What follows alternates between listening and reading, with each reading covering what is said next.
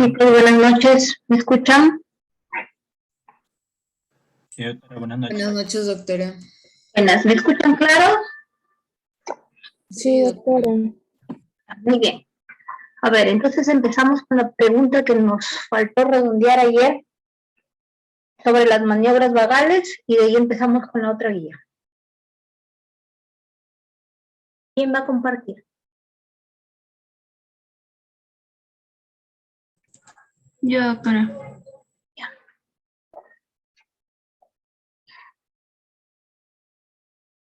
Ya está, Ana. Ok.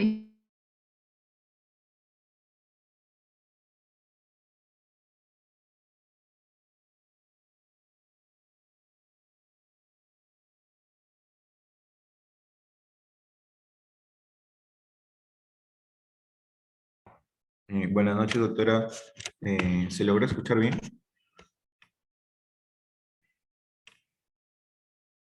Sí, Doctora. sí se escucha bien, sí. Ya.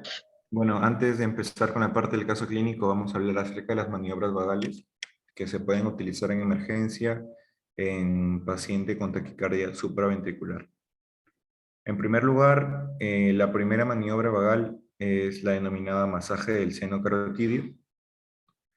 En primer lugar, lo que se va a recomendar en sí es realizar un masaje del seno carotidio con el paciente ubicado en posición de cúbito supino, con rotación de la cabeza en sentido contralateral del sitio estimulado. Un dato importante a tener en cuenta es que no deben estimularse ambos senos carotidios de manera simultánea. Debe llevarse a cabo un monitoreo electrocardiográfico continuo. Debemos tener en cuenta una medición correcta de la frecuencia de la tensión arterial y también tener medidas en caso de reanimación cardiopulmonar disponibles. El área del seno carotidio, en este caso, se va a localizar a nivel de la bifurcación de la carótida común y se puede palpar 2 traveses de dedo por debajo del ángulo de mandíbula a nivel de los cartílagos cricoides, así como lo he colocado en la respectiva imagen de la mano izquierda, sitio en donde se deberá aplicar durante un periodo de 5 a 10 segundos la presión necesaria que cause un malestar leve. Se recomienda al inicio de la maniobra que sea en el lado derecho y de no haber respuesta puede realizarse en el lado opuesto, ya que puede haber una variación en lo que sería una respuesta según el sitio que nosotros vamos a estar estimulando.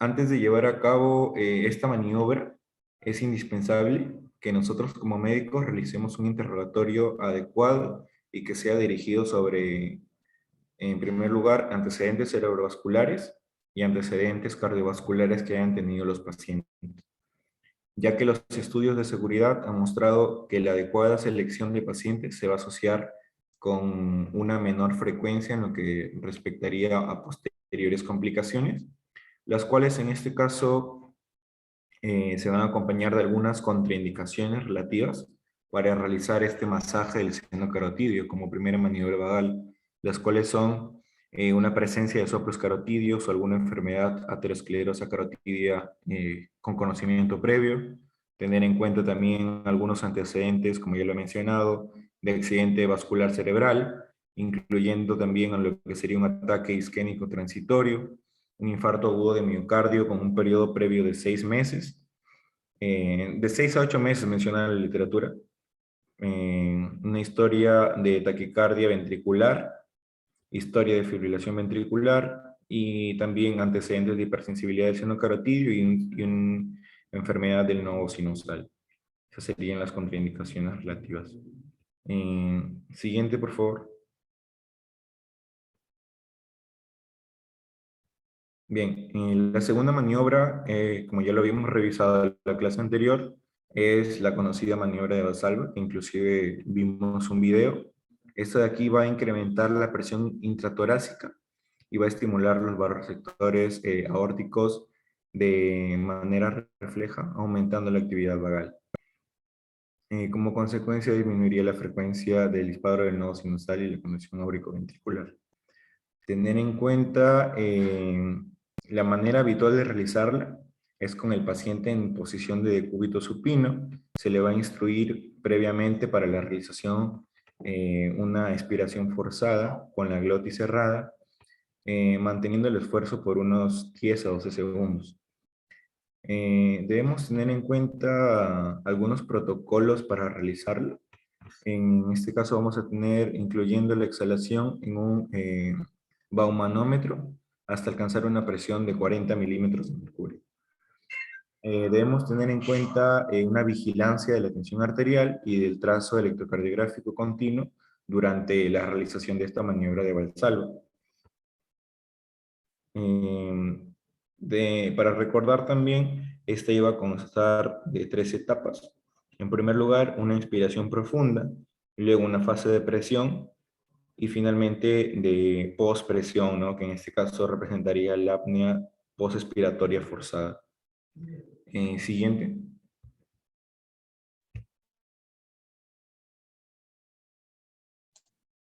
Bueno, ahora vamos a continuar con la maniobra de Valsalva modificada para lo que es el tratamiento de la taquicardia supraventricular. Varios estudios nos van a afirmar que la maniobra de la que habló ya mi compañero, que es la maniobra de Valsalva, va a ser uno de los tratamientos recomendados internacionalmente para lo que es la taquicardia supraventricular. Pero la cardioversión va a ser rara cuando se realiza la práctica. Solo se da en un 5 o en un 20% como máximo. Y esto nos va a exigir el uso de otros tratamientos, como es incluir la adenosina, que a menudo los pacientes lo van a encontrar desagradable. Por eso se evaluó si una modificación postural para lo que es la maniobra de Valsalva podría dar mejores resultados.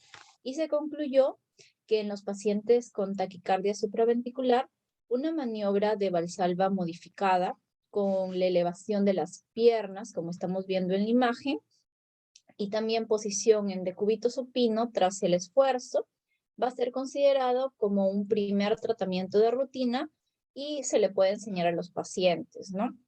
Siguiente, por favor. Entre otras de las maniobras vamos a tener la aplicación de hielo en la cara, y esto consiste en que el paciente en decúbito supino, como estamos viendo ahí, es decir, con la cara hacia arriba, ¿no? Se le va a colocar una bolsa de hielo en lo que es la región frontal hasta la base de la nariz durante 20 segundos. Siguiente, por favor.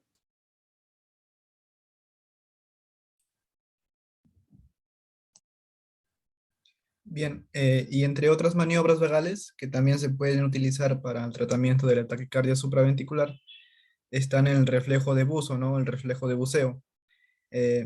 Esta se va a realizar con el paciente sentado. En este caso, se le va a pedir al paciente, ¿no? Que realice una apnea, ¿no? Que no respire en este caso.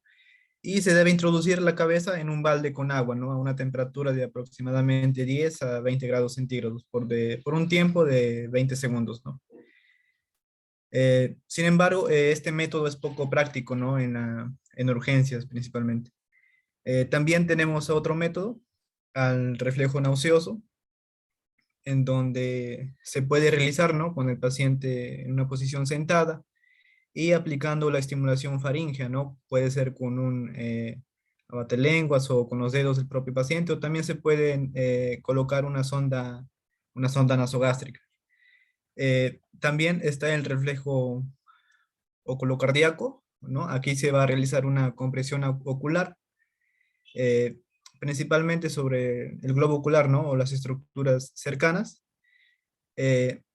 Y lo que va a generar es que los receptores, en este caso de los músculos oculares, una vez que se estimula, envíen señales no aferentes a través de los nervios ciliares hacia el nervio, del nervio trigémino al nivel del ganglio ciliar, ¿no? En donde el trigémino va a conducir estos estímulos al ganglio de Gasser, aumentando, ¿no? En este caso, el tono parasimpático. Y estimulando así, en este caso, al nervio vago, ¿no? Ocasionando una disminución, en este caso, de la rapidez del ritmo del nodo sinoauricular. También había encontrado, como otras maniobras vagales, toser enérgicamente y tensar, ¿no?, los músculos abdominales, ¿no? Tensar los músculos abdominales, ¿no?, principalmente tratando de aumentar la presión intraabdominal, y menciona la literatura, ¿no?, haciendo una similitud, ¿no?, así como si quisiera defecar en este caso la persona. Eso sería todo, doctora, con respecto a las maniobras vagales. Ya, bueno, las maniobras vagales en realidad son las primeras opciones que nosotros tenemos como médicos y posiblemente las únicas si estamos en el CERU. No vamos a tener un cardiodefibrilador, no vamos a tener alguna medicación, y posiblemente sea nuestra arma inicial, es lo más seguro. Inclusive hasta cuando estemos en la ciudad, hasta que vayan preparando las cosas las enfermeras o el personal paramédico, pues uno va haciendo una anamnesis rápida al paciente, va auscultando las carótidas, y si no hay soplos, si no hay factores de riesgo, se puede iniciar con un masaje carotídeo, como ha dicho su compañero, nunca bilateral, porque si lo haces bilateral se va a sincopar, y siempre empezar por el lado derecho y con monitorización continua. Tú tienes que ver cómo empiezas la frecuencia y cómo va mejorando o no la frecuencia con el masaje carotídeo, igual la presión. Pero este masaje carotídeo, a veces una sola maniobra vagal no es efectiva, tienen poca efectividad, menos dicen 20, como máximo otros dicen 25 con la maniobra modificada de Valsalva. Sin embargo, pueden ser aditivas, ¿no? Si no te va bien con esa, puedes pensar un reflejo nauseoso o toser enérgicamente. A veces salen, yo he visto a veces con reflejo nauseoso y toser enérgicamente salir a ritmo sinusal, ¿no? Y algunas maniobras que son especiales en algunas edades. Por ejemplo, el del agua helada, más que hielo, sino agua helada en la cara, se utiliza sobre todo en la edad pediátrica, en los lactantes y neonatos. Eso es lo que primero se usa en ellos.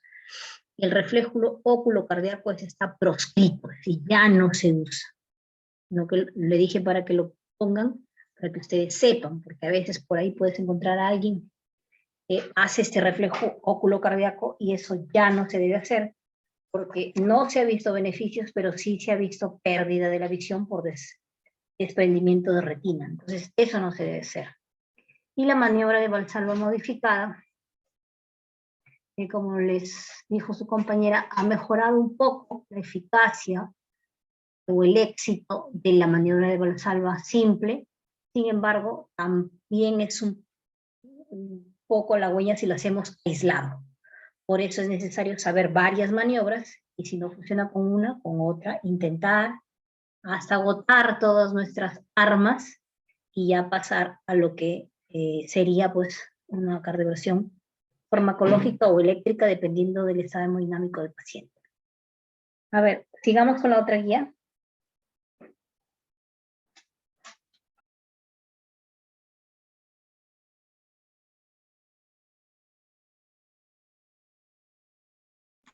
Bueno, doctora, para este caso clínico número 5, los integrantes: Ángela Reyes, María Claudia; Asensio Romero, María Consuelo; Bravo Mendoza, Jefferson Juliano; Caján Bardales, Michelle; Carrasco Rafael, Yadira; Carrión Díaz, Jimena; Castro Cuña, Joansi; Córdoba Tay, Lisbeth; Cubas Leiva, Carlos; Dávila Paya, Bruno; Dávila Recal, Melicet; Delgado Díaz, Noelia Maricielo; Díaz Flores, Axel; y quien les habla, Castilla Mendoza, Ana.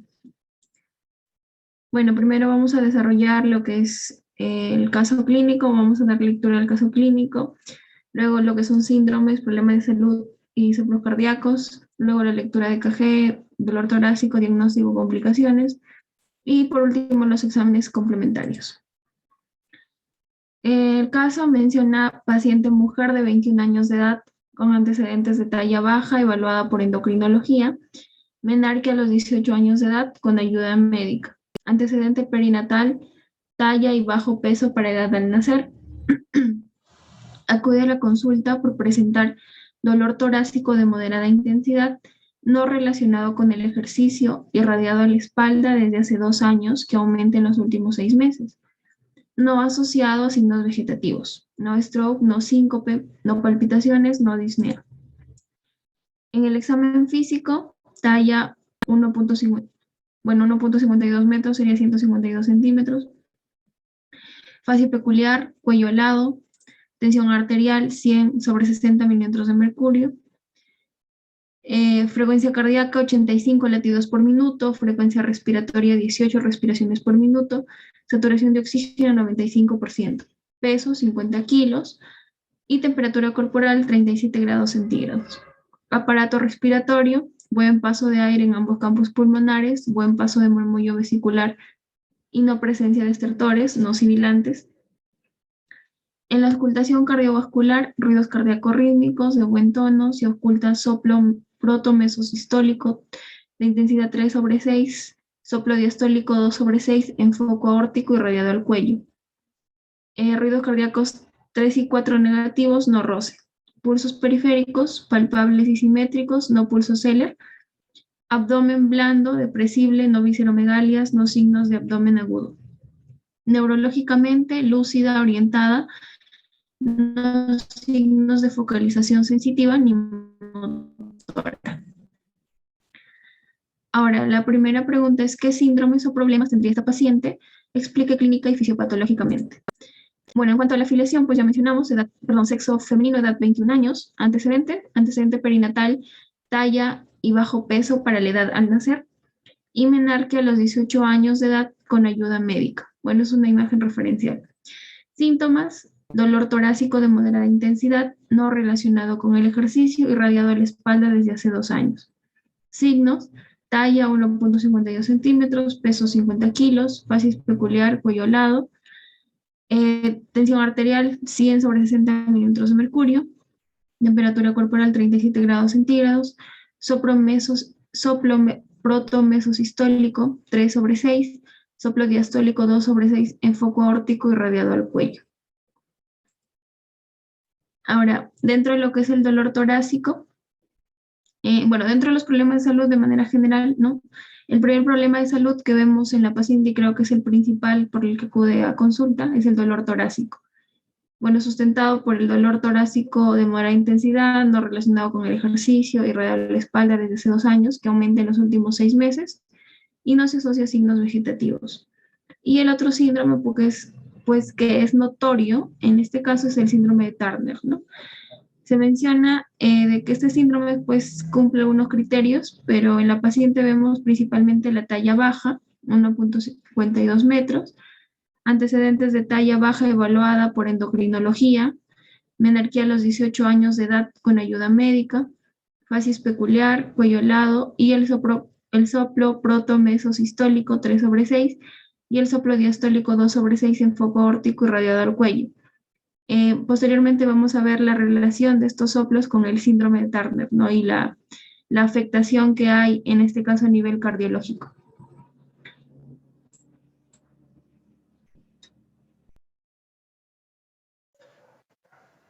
Bien, ahora para hablar sobre lo que es el síndrome de Turner, hay que tener en cuenta primeramente que es un trastorno cromosómico que se va a caracterizar por la monosomía parcial o total del cromosoma X, ¿no? Además, las características clínicas que va a tener este tipo de pacientes van a ser la talla corta, la digenesia gonadal, el infantilismo sexual, el pterygium coli, la disminución del ángulo cubital, la implantación baja del cabello y también del conducto auditivo, ¿no? Además, la presentación clínica va a variar según la edad. Se dice que del 10 al 25% de los recién nacidos pueden presentar linfedema de manos y pies, el pterygium coli y el exceso de piel en el cuello. Ya en la infancia se puede detectar el soplo cardíaco debido a la coartación de aorta, la estenosis aórtica valvular o la válvula aórtica bicúspide. Cuando el paciente ya está en adolescencia, se puede detectar retraso en la pubertad o detención de la pubertad con escaso desarrollo mamario y o amenorrea primaria, como se puede observar en esta paciente, ¿no? El diagnóstico para este tipo de síndromes es más que nada realizar un cariotipo y hallar anomalías en cromosoma X, y además es posible que el 50% de los casos sea monosomía X, ¿no? Y entonces el cariotipo sería 45X. Hay que tener en cuenta también que en la adolescencia, ante un retraso de la menarquía con talla corta, se tiene que considerar síndrome de Turner, mientras que no se demuestra lo contrario. Además, epidemiológicamente, las mujeres con síndrome de Turner tienen mayor riesgo a tener enfermedades cardiovasculares, osteoporosis, hipotiroidismo, diabetes o dislipidemia. Siguiente diapositiva, por favor.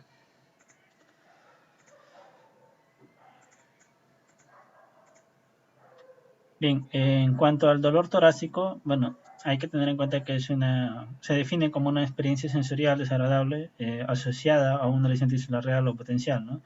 Hay que tener en cuenta aquí lo que es la vía del dolor, ¿no? Que va a ser estimulada una terminación libre. Esto va a dar lugar al impulso de la primera neurona, luego va a conectar con la segunda neurona a nivel de la raíz posterior de la médula.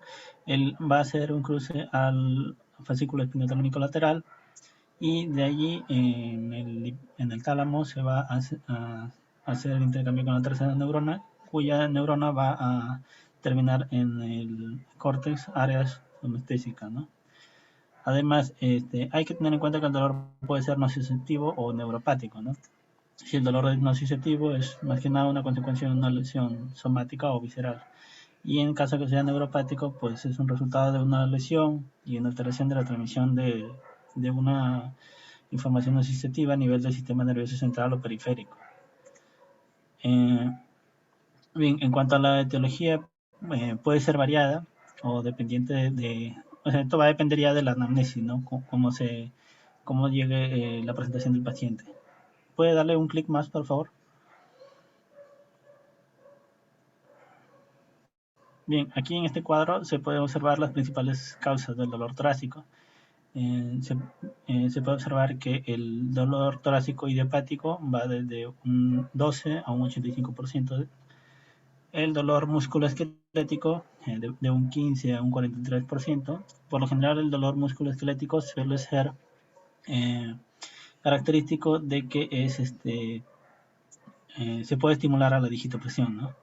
El dolor respiratorio, que va de un 12 a un 21%, es más que nada un dolor que hace, tiene etiología con el aparato respiratorio, puede ser un dolor pleurítico, el paciente puede tener un dolor asociado a la tos o al momento de inspirar o expirar aire. El dolor psicógeno, que va de un 5 a un 17%, puede estar causado por la hiperventilación o los síntomas de compresión.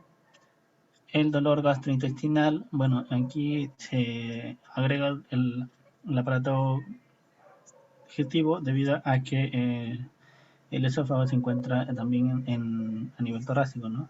Y esto, pues, se asocia a lo que es el reflujo gastroesofágico, la esofagitis, la gastritis también a nivel epigástrico o la parte baja del tórax, ¿no? También tenemos aquí lo que es de origen cardiovascular, ¿no? Y en la parte cardiovascular cabe destacar que el dolor de origen es anómalo, ¿no? Cuando el paciente tiene alguna anomalía congénita, ¿no? Puede ser por una obstrucción del tracto de salida ventricular izquierdo. En este caso, las más frecuentes son las estenosis aórticas, ¿no? La subvalvular, la valvular, la supravalvular y además las miocardiopatía hipertrófica obstructiva. Y en el caso del dolor de origen vascular, los más frecuentes suelen ser la rotura o disección aórtica. Esto se puede observar en pacientes que presentan síndrome de Turner, síndrome de Marfan, síndrome de Noonan o pacientes que presentan una válvula bicúspide. En este caso el dolor puede ser torácico o abdominal. El paciente puede tener cuadro clínico de disnea o signos de bajo gasto cardíaco. Siguiente, por favor.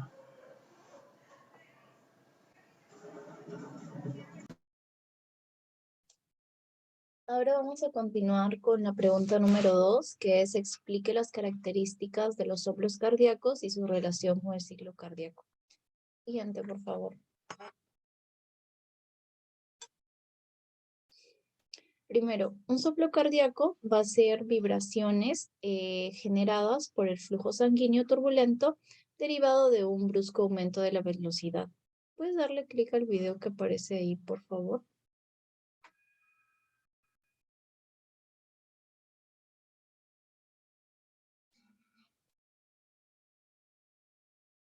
¿Tiene volumen? Está cargando.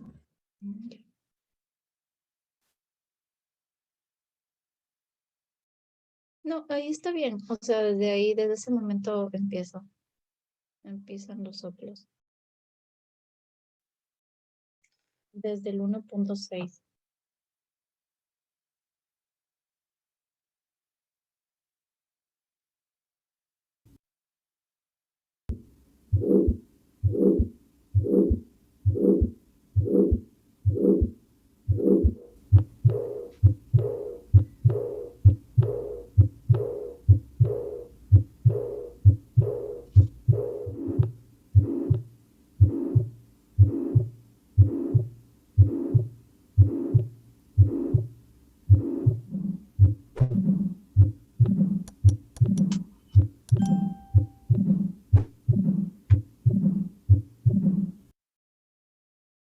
Muchas gracias, amiga. ¿Lo puedes hacer pequeño, por favor?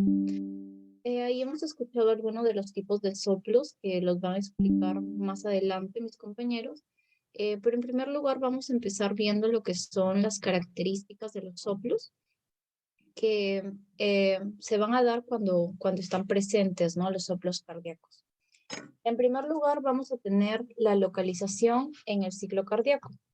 Que por ejemplo se van a distinguir soplos sistólicos, como hemos visto en el video, que están situados en la sístole entre R1 y R2. También vamos a tener los diastólicos, que van a estar en la diástole, como su propio nombre lo indica, que van a estar entre R2 y R1, y continuos, que van a comenzar en la sístole, sobrepasan R2 y van a terminar en diástole. El segundo aspecto o característica a considerar va a ser la intensidad. En este caso se consideran 4 grados, el grado 1, en donde se va a oír con cierta dificultad, el grado 2, que se oye al colocar el fonoscopio en el tórax, el grado 3, que es muy fácil de oír, va a ser intenso, y el grado de 4, que se va a acompañar de un frémito o de un trill, que va a ser una vibración que la vamos a poder palpar en la pared del tórax. Siguiente, por favor.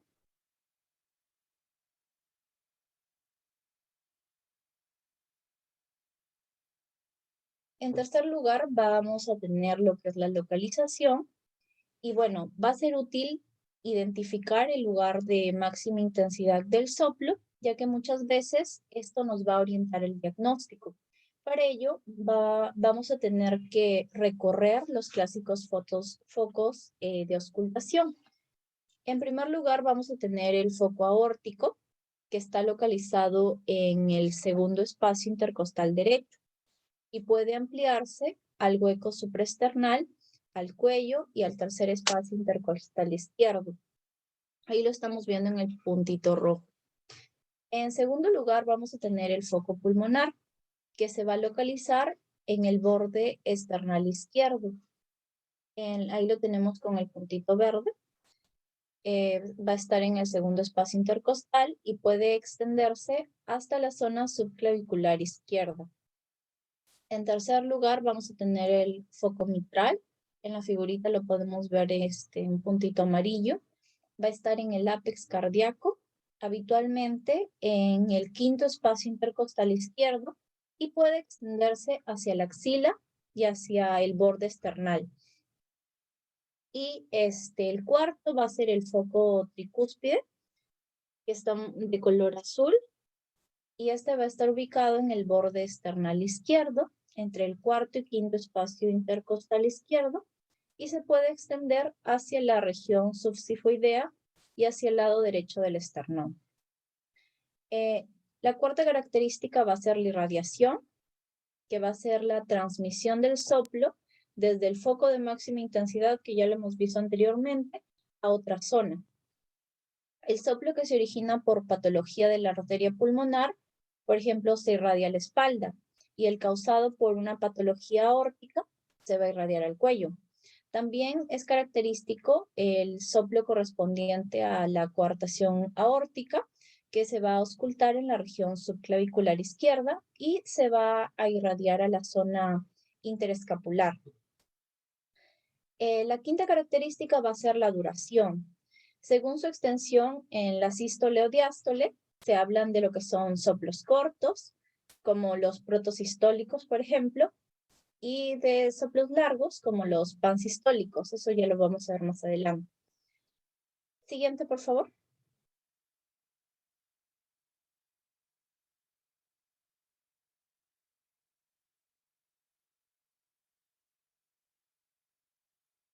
La sexta característica que vamos a tener es la morfología, en donde vamos a tener un aspecto dinámico del soplo, como por ejemplo, una intensidad homogénea, si son rectangulares o los sistólicos, o si son romboidales, en crescendo o decrescendo.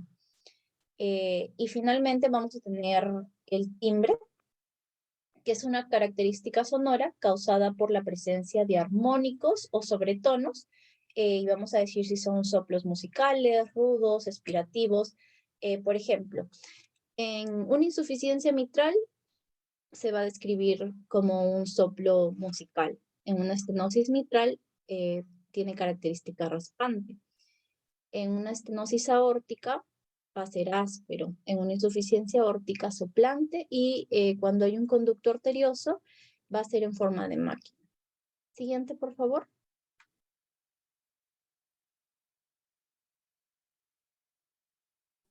Bien, ahora vamos a hablar acerca ya de los soplos, ¿no? Y hay que tener en cuenta que los soplos son vibraciones.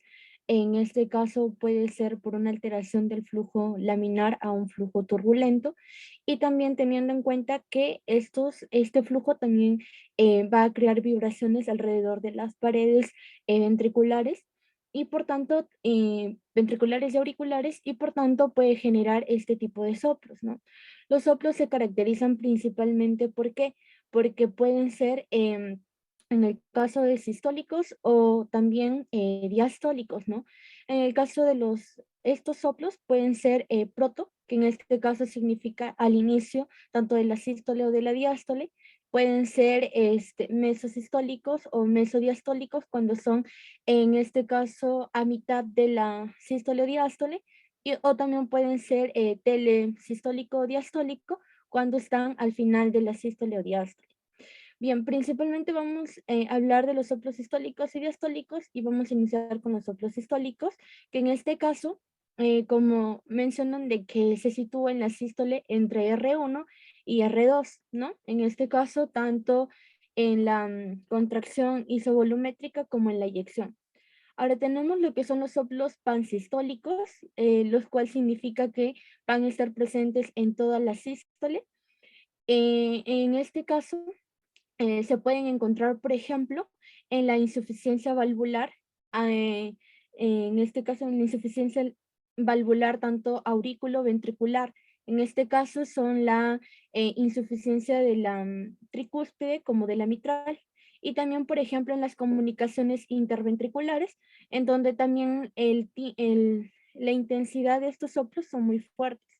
Ahora también tenemos lo que son los soplos eyectivos, el cual principalmente son soplos romboidales, y estos soplos se identifican porque principalmente, como su nombre lo dice, ¿no? Eyectivos, se dan durante la eyección de la sangre. En este caso nos mencionan de que al momento de querer superar la fuerza, ¿no? Para poder expulsar la sangre a través de las válvulas semilunares, entonces crece lo que es la fuerza y por tanto el volumen es decreciendo y creciendo y decreciendo. Entonces aumenta y va disminuyendo la intensidad del soplo. En este caso se ocultan cuando hay estenosis, tanto en los tractos de salida ventricular o de las válvulas pulmonares o aórticas, ¿no? Siguiente.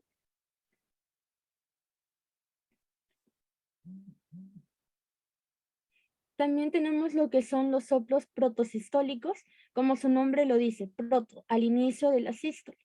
Entonces inician antes de que se dé el ruido cardíaco 1, el cual consiste por el cierre de las válvulas tricúspide y mitral, y también en este caso para ir disminuyendo de intensidad y terminar antes del ruido cardíaco 2, que en este caso es el cierre de las válvulas semilunares. Nos mencionan de que ese tipo de soplo es característico de las comunicaciones interventriculares y también de las musculares pequeñas. Meso o telesistólico. Como su nombre le indica, puede estar a mitad o al final de la sístole. Y en este caso nos mencionan que son cortos. Mayormente se ubican al final de la sístole, y en este caso son muy raros encontrarlos en pediatría. Nos mencionan que se puede asociar a una patología leve de la válvula mitral. En este caso, mayormente se asocian a una estenosis, ¿no? Siguiente.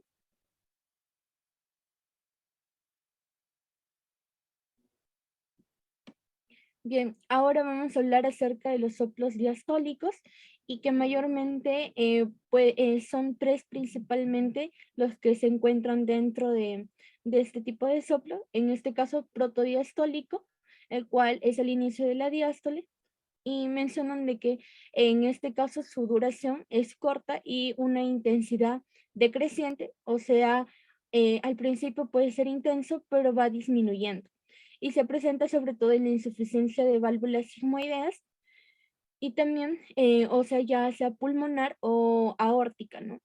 También los mesodiastólicos, que vendrían a ser romboidales principalmente. ¿Por qué romboidales? Porque primero aumenta la intensidad, es como que va a ir aumentando la intensidad, llega a esa intensidad y va decreciendo. Y ocupan, por ejemplo, el centro de la diástole, producido por un aumento del flujo a través de las válvulas auriculoventriculares, o también en las estenosis de la tricúspide y de la mitral. Telediastólico, que vendría a ser al final de la diástole, y se dan en este caso con una intensidad creciente. O sea, primero va a ir como que la intensidad del soplo es bajo al inicio, o sea, empezando en este caso R2, terminando R2 para R1. Entonces, es como que al final empieza la intensidad a aumentar. Y, por ejemplo, se presenta en la estenosis mitral o tricúspide. Siguiente.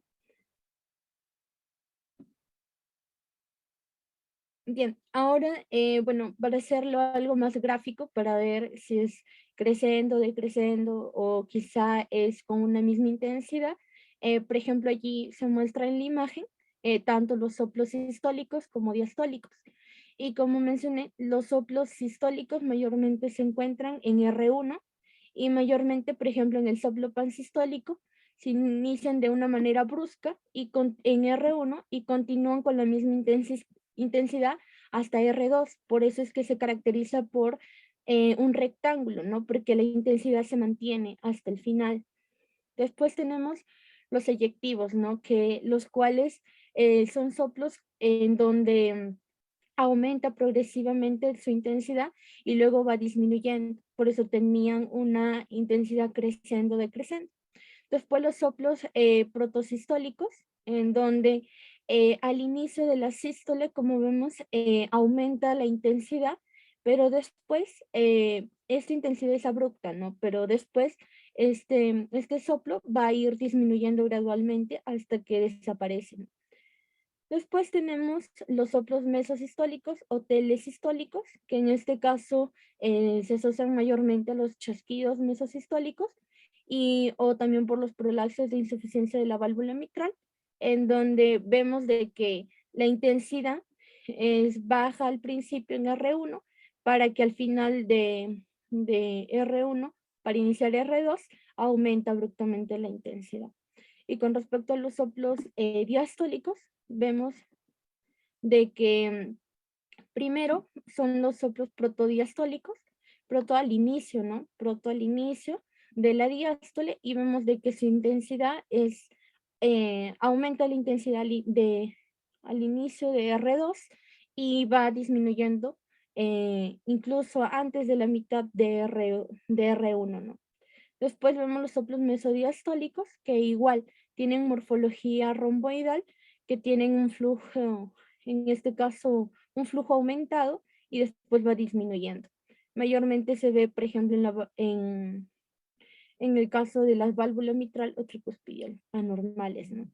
Y por último vemos los soplos telediastólicos, los cuales son, en este caso, disminuye la intensidad y al final de R2, al inicio de R1, se va aumentando la intensidad, ¿no? Y en este caso se puede presentar en lo que es la estenosis de las válvulas auriculoventriculares y los soplos continuos, que bueno, el soplo continuo se presenta tanto en R1 como en R2, que será explicado posteriormente.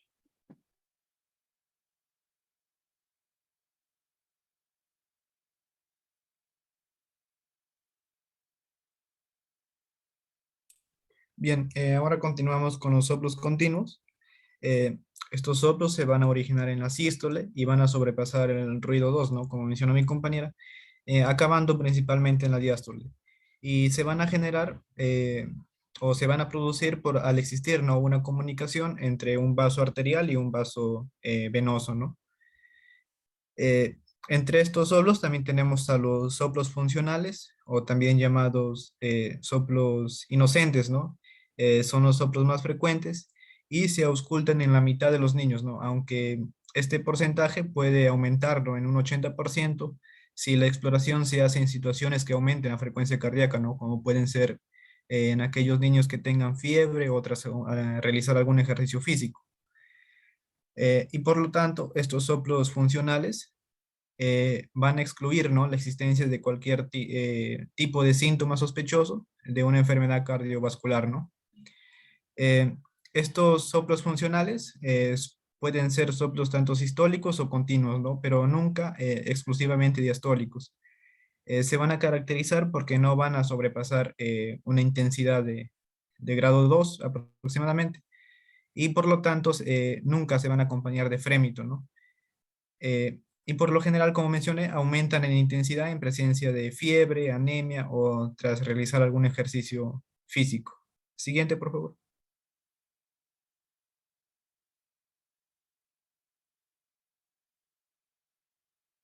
Bien, aquí he colocado algunos ejemplos, ¿no? De soplos funcionales más comunes. Tenemos al soplo sistólico vibratorio de Still. Este soplo es el más frecuente en el niño y puede auscultarse a cualquier edad, ¿no? Pero sin embargo es más frecuente en aquellos niños que tienen entre 2 a 6 años. Se va a caracterizar porque no sobrepasa una intensidad de 2 y, y se ausculta, ¿no? Principalmente en el borde external izquierdo, ¿no? Y en el ápex. También tenemos al soplo eyectivo pulmonar, que se produce en la válvula pulmonar y se caracteriza por tener una intensidad de 1 a 2 aproximadamente, auscultándose principalmente en lo que vendría a ser el foco pulmonar, ¿no? Entre otros soplos funcionales, también está el soplo eyectivo aórtico, que va a estar producido en la válvula aórtica y se ausculta con máxima intensidad en el foco aórtico, ¿no? Siendo una intensidad aproximadamente de 2. Y es muy frecuente en adolescentes y adultos jóvenes, ¿no? Entre otros soplos funcionales también está el soplo de estenosis de ramas pulmonares en el neonato. Es un soplo funcional también frecuente, ¿no? En los neonatos y que suele desaparecer aproximadamente hasta antes de un año de vida, ¿no? Es de baja intensidad y principalmente se puede auscultar en el foco pulmonar, ¿no? También tenemos al zumbido menoso. En este caso, este soplo se va a auscultar con el niño sentado, colocando en este caso el fonendoscopio, ¿no? Delante del músculo esternocleidomastoideo, con mayor frecuencia en el lado derecho, ¿no? Y se va a caracterizar porque disminuye o desaparece al girar la cabeza, ¿no? Hacia el lado en el que estamos auscultando principalmente. O también cuando acostamos, ¿no? Al paciente. Bien, y entre los soplos patológicos, el más frecuente, también tenemos a lo que es el conducto arterioso persistente, que vendría a ser el más común. Y también se le denomina como un soplo en maquinaria, ¿no? Ya que recuerda principalmente a una máquina de vapor, mencionaba la literatura. Y en este caso se va a caracterizar porque es de un grado intenso, ¿no? Puede llegar a una intensidad de 4 a 6 aproximadamente. Y sí se suele acompañar en este caso de un frémito, ¿no? También tenemos a la ventana, aquellos soplos producidos por la ventana aortopulmonar, que pues, puede ser semejante, ¿no?, al del conducto arterioso persistente, pero con máxima intensidad a un nivel inferior, ¿no? Y también, entre otros, tenemos a un soplo cuando una aneurisma del seno de Valsalva, congénito o adquirido, se rompe, ¿no? O puede ser que también perfore, en este caso, en la aurícula o en el ventrículo derecho. En este caso, se va a caracterizar porque genera un soplo continuo en el foco aórtico o por debajo de este foco aórtico, ¿no? Y se propaga sobre la derecha o sobre el cuerpo esternal. Y como último ejemplo, he colocado ahí a las fístulas arteriovenosas coronarias, es decir, ¿no?, una comunicación directa o a través de dilataciones aneurismáticas, en este caso de una arteria coronaria, con el seno venoso o cualquier cámara cardíaca, ¿no? En este caso se va a generar un soplo continuo o un soplo diastólico si la conexión es con el ventrículo izquierdo, en este caso. Siguiente, por favor.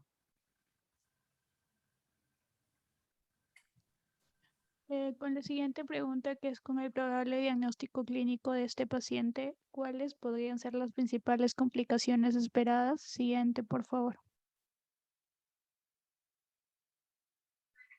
Con respecto a la válvula aórtica bicúspide, pues sus complicaciones derivadas están lo que es la disfunción valvular, lo que es la endocarditis, lo que es un aneurisma aórtico o una disección aórtica.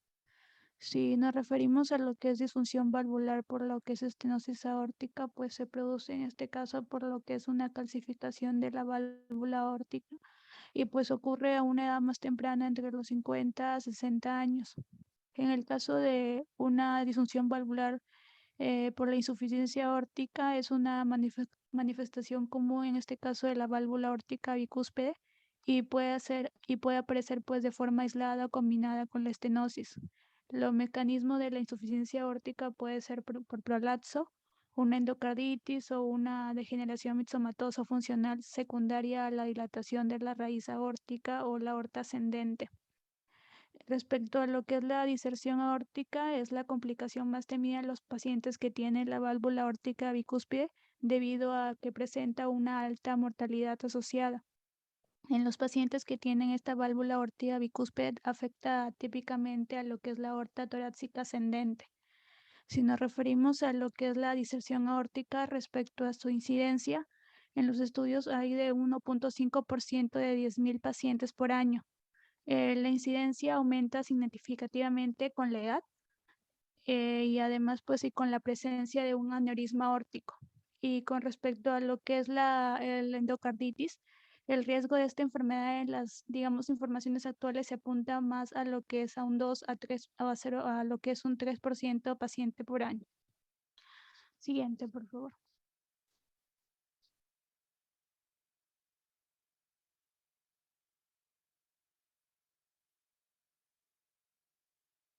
Ya. Bueno, ahora con respecto a lo que es la coartación aórtica, bueno, va a generarse complicaciones cuando no hay un tratamiento adecuado, ¿no? También habíamos leído que en el caso de pacientes que son bebés, puede provocar una insuficiencia cardíaca o puede llegar hasta la muerte. Dentro de lo que es la complicación más común a largo plazo de esta coartación aórtica es la hipertensión arterial, aunque suele bajar después de la reparación de este problema, pero puede ser más alto de lo que la paciente tenía normalmente antes de este problema, ¿no? Otra de las complicaciones que vamos a ver también puede ser lo que es la disección, ¿no? Va a haber una rotura, un desgarro aórtico, también un aneurisma, va a haber un crecimiento de una sección de la pared de la aorta. También puede haber una arteria debilitada o dilatada en el cerebro, generando un aneurisma cerebral o también hemorragias.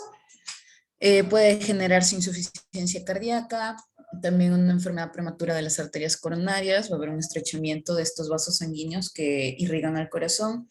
Y por último, también puede haber un accidente cerebrovascular, ¿no? Y hay que tener en cuenta que si la coartación de la aorta es grave, va a generar que haya una deficiencia en el bombeo de sangre hacia otros órganos y puede causar daño, aparte del corazón, puede generar, por ejemplo, insuficiencia cardíaca o alteración en otros órganos. También habíamos encontrado complicaciones post-tratamiento o postquirúrgicas. En este caso también se da lo que es la recoartación, que en sí se da entre el 7 y el 43% de los pacientes, y esto depende también de la edad de la reparación y también de la técnica utilizada que se hace para esta reparación, ¿no? También puede haber una paraplegia, pero la incidencia de esta es muy poca, es de un 0,41%. Después se pueden dar también aneurismas y son más frecuentes cuando hay una corrección con parche. También está la hipertensión arterial, que más o menos se da en el 30% de los pacientes después de esta cirugía, y esto es independiente del éxito de la corrección que haya tenido, ¿no? Y hay que tener en cuenta que esta hipertensión, la incidencia de esta hipertensión puede aumentar con la edad de la corrección. Luego está también la insuficiencia renal, como ya lo había nombrado también anteriormente. Pueden presentarse también antes de la cirugía. Y por último, podemos ver una parálisis del nervio laringio recurrente, y esto puede darse durante la movilización y la extensión del ductus arterioso, y se considera que esta se puede dar, pero que es un poco infrecuente. Siguiente, por favor.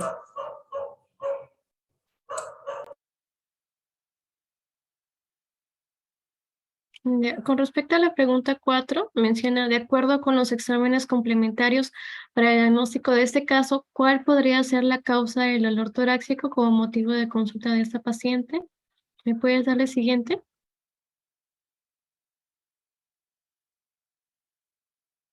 Ya.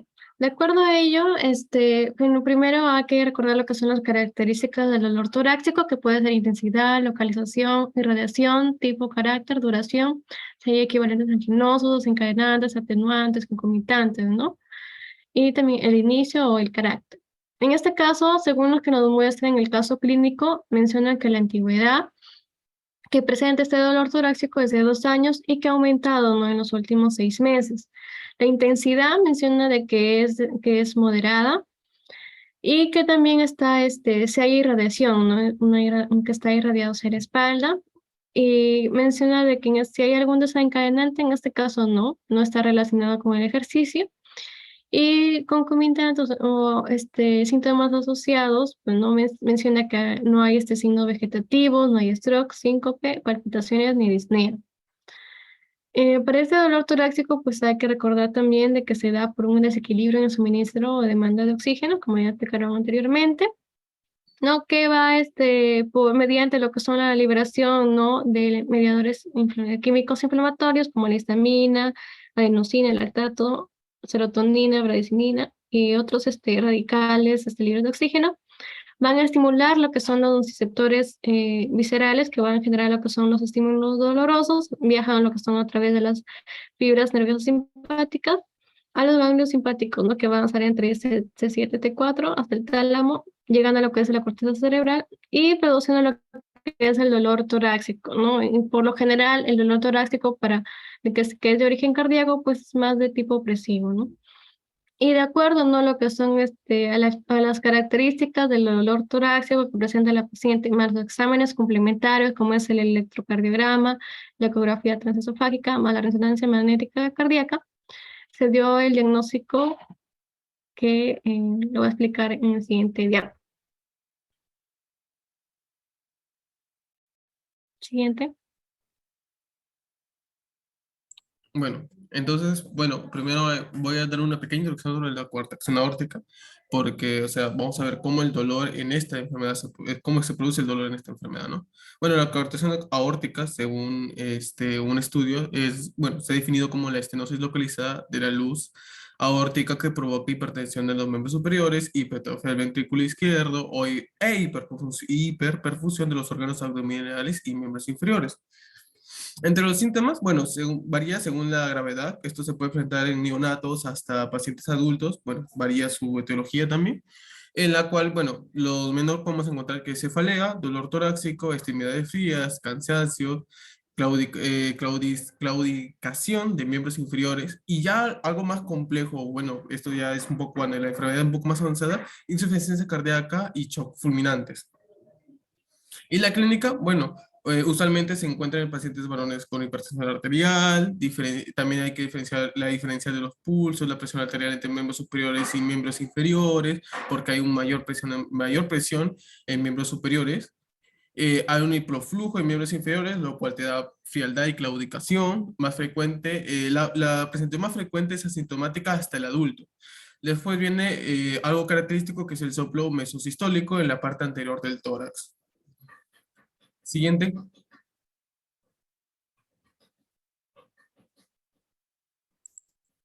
Siguiente. Ya. Bueno, ¿y cómo se podría dar el dolor en la coartación aórtica? Como ya lo he dicho, puede ser por parte de la falta de irrigación, uno que es aumento de la resistencia del flujo de salida del ventrículo izquierdo, lo cual elevaría la presión de la diastólica del ventrículo izquierdo, la aorta y sus ramas. Este aumento de presión generaría también al mismo tiempo dolor. La sobrecarga de la presión de circulación arterial proximal a la coartación. ¿Cómo se da esto? Bueno, esto causa hipertrofia del ventrículo izquierdo e hipertensión de la parte superior del cuerpo, incluyendo también el cerebro. También puede esta hipertrofia del ventrículo izquierdo va a generar mayor trabajo, entonces va a generar el dolor típico, ¿no? También hay una diferenciación en la gradiente de la presión entre la parte proximal y la distal a la obstrucción aórtica que alcanza 50-60 milímetros de mercurio en reposo. Estos aumentos, como he dicho, estos aumentos de presiones pueden generar dolores. Y también esta hipertrofia, por medida de compensación, entonces puede generar a la larga una disfunción diastólica del ventrículo izquierdo, con lo consiguiente una alteración de la reacción del mismo. Y lo más importante, como ya sabemos, que el dolor más dado es por la parte de la isquemia, ¿no? Como sabemos, no hay este estenosis va a generar que no hay buen flujo. Este mal flujo generará isquemia. Y generar lo que ya ha dicho mi compañera, la vía del dolor por medias citoquinas, mediadores inflamatorios, que llegarían a los nociceptores y esto llegaría al cerebro, señalando, el cual lo traduce al dolor. Siguiente.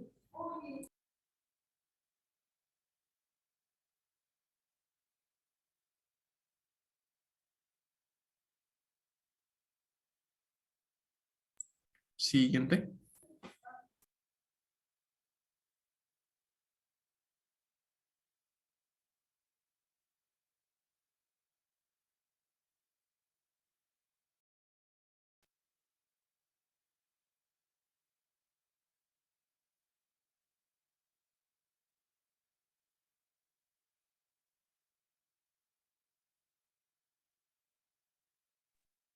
Hola, aquí me toca explicar esa parte.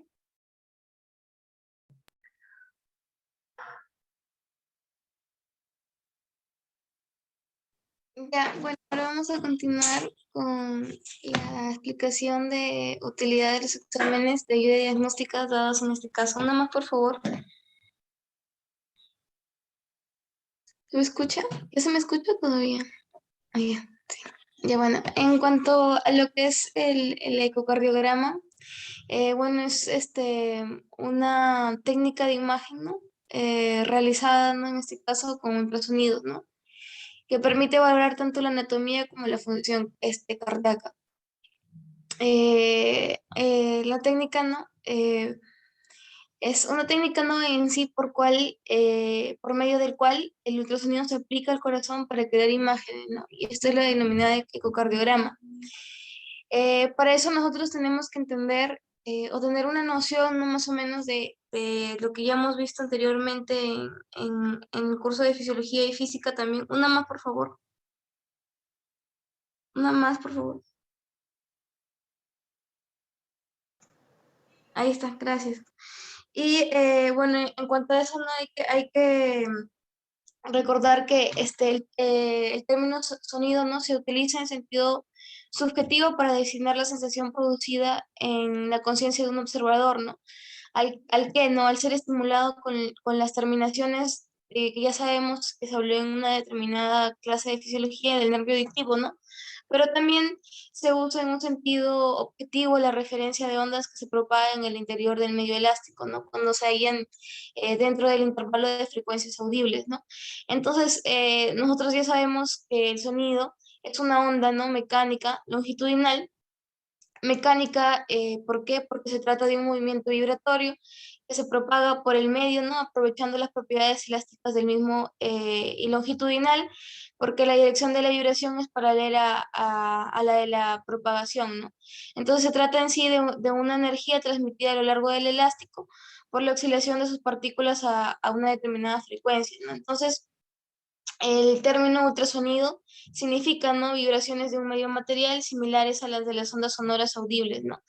Pero cuya frecuencia es demasiado elevada para la percepción, en este caso, de nuestro oído, ¿no? De nuestro oído humano.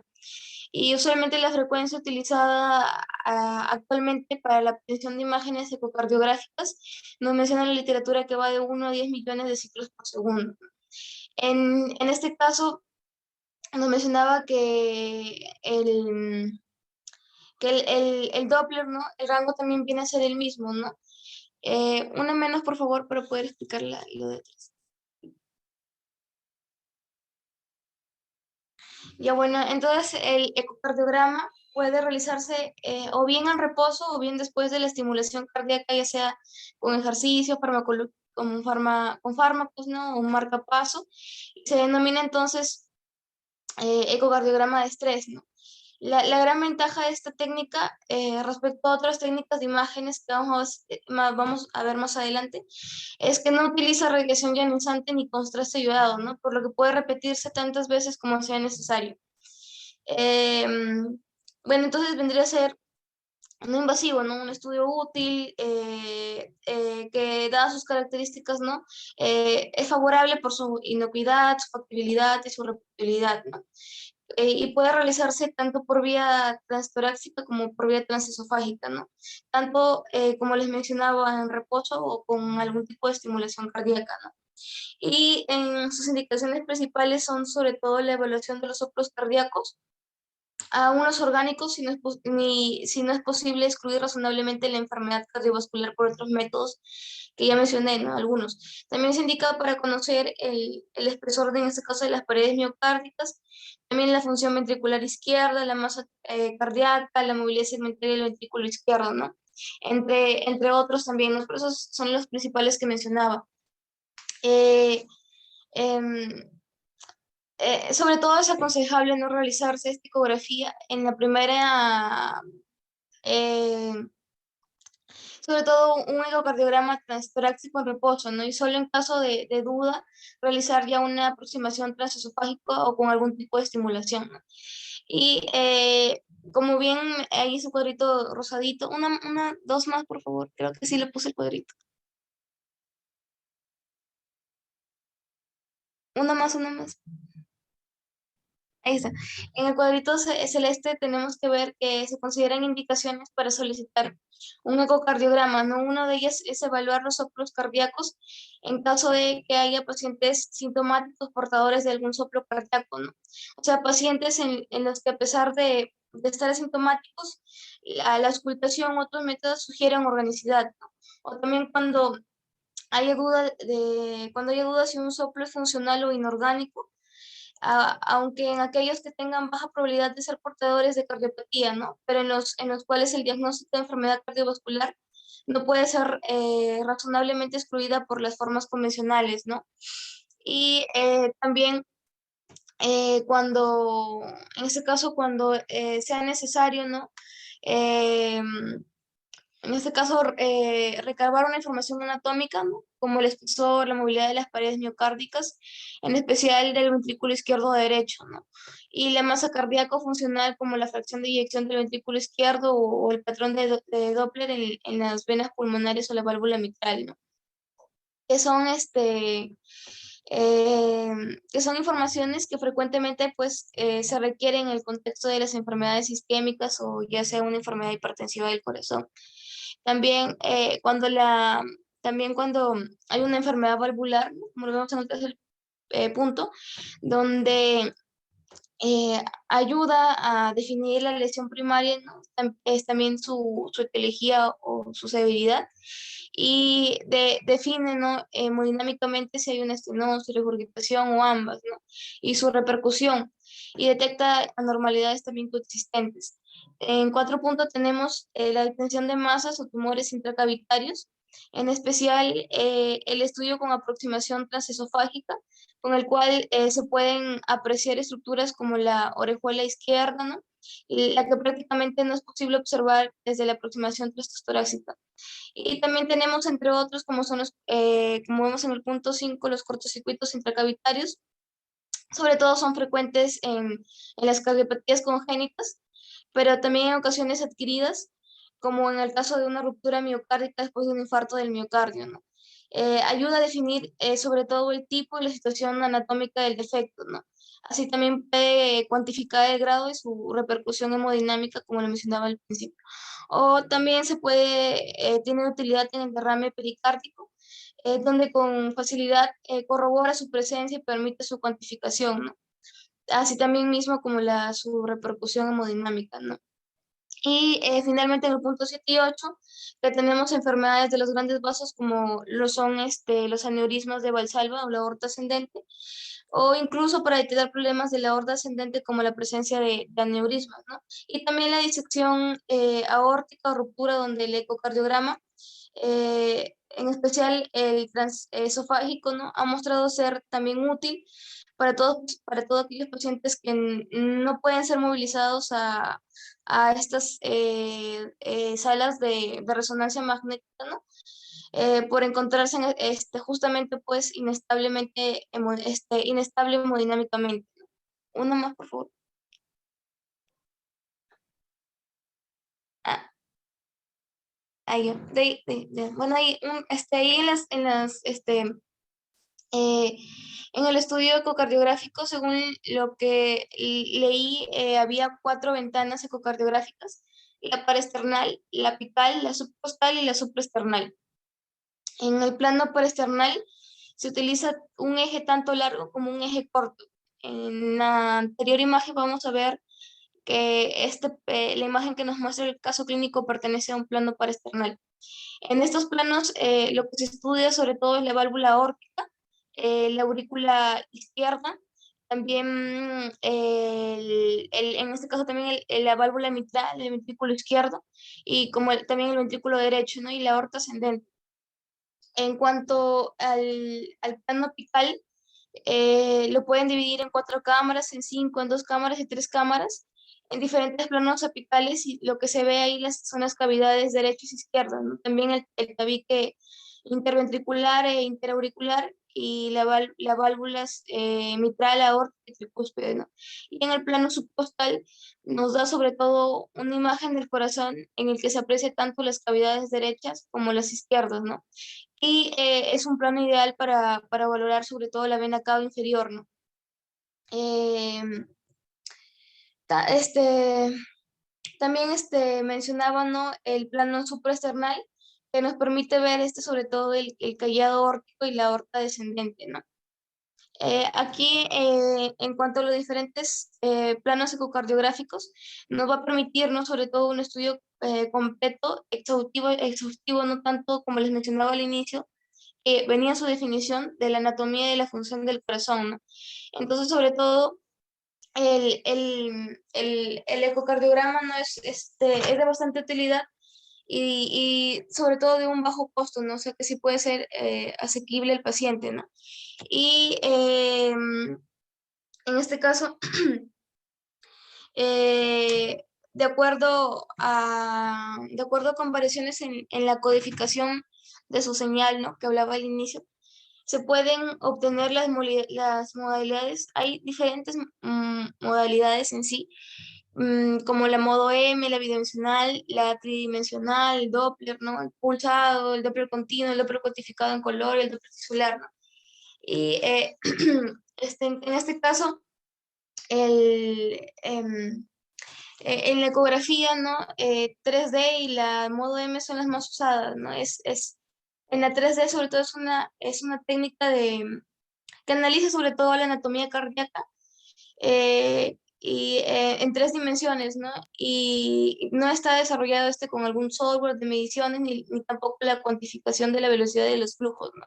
En cambio, en la ecocardiografía modo M es una modalidad un poco más simple, ¿no? Y que consiste en la emisión de un haz de ultrasonidos único que atraviesa las distintas estructuras cardíacas, ¿no? Y que reproduce estas imágenes que son un trazado, ¿no? Que determina ya la estructura cardíaca, ¿no? Que es lo que mencionaba al inicio del sonido y todo, ¿no? Y es útil sobre todo para medir las estructuras del corazón, ¿no? Como también el tamaño de las cavidades, el grosor de las paredes y también de los ventrículos. En cuanto al Doppler espectral, se utiliza más para valorar valorar y medir, ¿no? Los flujos de sangre a través de las cámaras del corazón y de las válvulas, ¿no? Y también de la cantidad bombeada en cada latido, ¿no? Es un indicativo de la función cardíaca. También hablaban del Doppler pulsado, que permite estudiar el flujo sanguíneo en un punto determinado de las cámaras, ¿no? Pero ojo que con esta técnica no pueden registrarse altas velocidades. Y el Doppler continuo, que recoge la suma de las velocidades que se encuentran a su paso, con lo que permite analizar, ¿no? el registro también de los flujos de velocidades altas, ¿no? Lo que no hace el pulsado. Y el Doppler color, que con esta técnica se emplea sobre todo una gama de colores que se utilizan ya sobre todo para designar la dirección y la velocidad del flujo sanguíneo, ¿no? Y todas estas valoraciones se hacen a través de estos 4 planos fundamentales que tenemos abajo, ¿no? El paraesternal, el apical, el subcostal y el supraesternal, ¿no? Eh, una menos, dos menos, disculpa.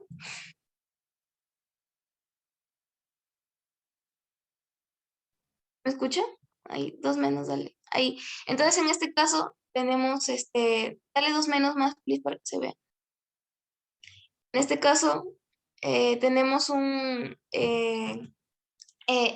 la guía que nos han mandado, ¿no? Un plano paraesternal donde vamos a visualizar la válvula o la aórtica, ¿no? Como bien les mencionaba, había un eje corto y largo, en este caso se ve un eje largo. Y sobre todo lo han usado para evaluar la anatomía, ¿no? Identificar también el número de cúspides, ¿no? Y describir su movilidad, grosor, grado, clasificación y afectación de las comisuras, ¿no? Y acá pues se visualiza sobre todo la válvula aórtica engrosada, calcificada con 3 velos y de aspecto degenerativo. Una más, por favor.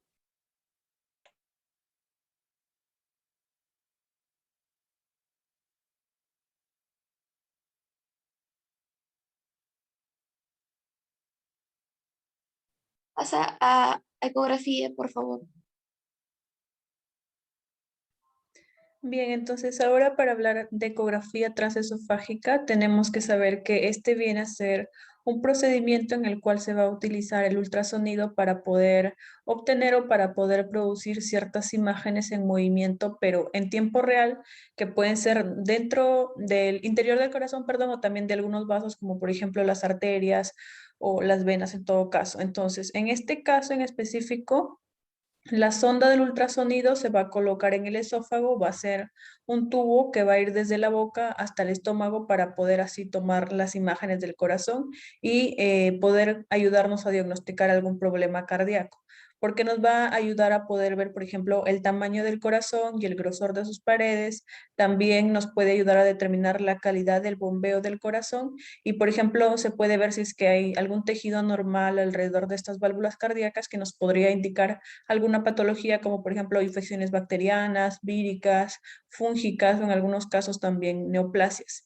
También nos puede ayudar a determinar si es que la sangre retrocede a través de las válvulas cardíacas. En todo caso, estaríamos hablando de una regurgitación o también si es que las válvulas se estrechan o en todo caso se bloquean, en lo cual hablaríamos de lo que es una estenosis. También nos puede ayudar a determinar si es que hay, por ejemplo, coágulos en las cámaras cardíacas. En particular nos hablaba en la cámara superior debido a que esta es la más susceptible, por ejemplo, en accidentes cerebrovasculares.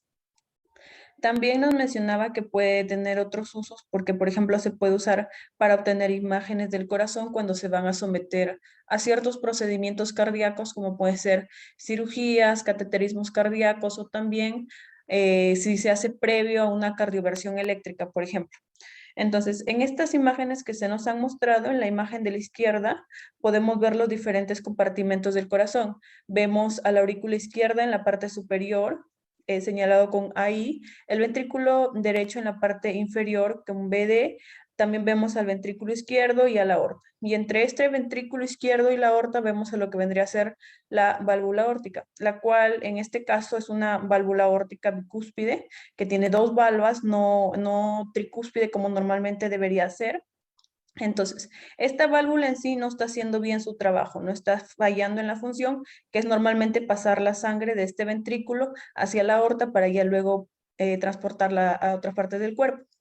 Entonces, en esta imagen lo que se va a notar es la regurgitación aórtica que va a ser, que viene ya a ser una valvulopatía en sí, en la cual la válvula de la aorta no se va a cerrar bien y esto va a hacer que la sangre retorne de nuevo desde la aorta hacia lo que es el ventrículo izquierdo. Y esto en sí se puede dar por diversas causas, ¿no? Pero lo que más se relaciona con la presencia de que haya una válvula aórtica bicúspide en sí es un estrechamiento de la aorta que va a dificultar el paso de la sangre. Entonces, al dificultar el paso de esta sangre va a hacer que retroceda y retorne nuevamente a lo que es el ventrículo izquierdo. Esto se conoce como lo que es una coartación aórtica. La coartación aórtica, que sea en el caso de que se dé, la afectación en sí va a estar fuera del corazón, por decirlo así, pero... Un ratito.